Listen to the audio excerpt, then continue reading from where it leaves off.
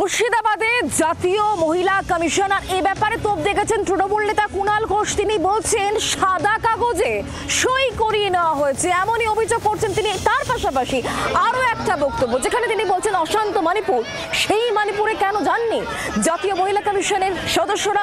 দুটো বক্তব্য শোনাবো।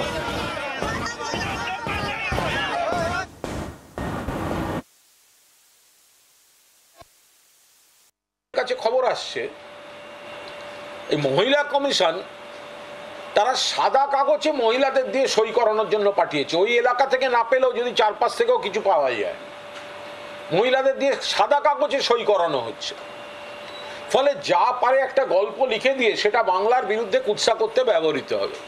একটা ঘটনা ঘটেছে, সে ঘটনা খারাপ ঘটনা, তার পেছনে বড় ষড়যন্ত্র, বড় চক্রান্ত আছে, যেটা সীমান্তের ওপার থেকেও কিছু হামলাবাজ ঢুকেছে বলে এলাকার মানুষের কাছে অভিযোগ। আমরা তদন্ত চেয়েছি। গল্প কথা আর মানুষ বিশ্বাস করে না। মানুষ মারা গেছে, মানুষকে কুপিয়ে বাবা ছেলেকে খুন করা হয়েছে, চোখের সামনে দেখতে পাচ্ছেন সমস্ত পুড়ে গেছে। একটা প্রান্তিক মানুষের বাড়িতে সাধারণ বাসনপত্রগুলো পর্যন্ত লুট করে নিয়ে গেছে, বই খাতা ছিঁড়ে দিচ্ছে।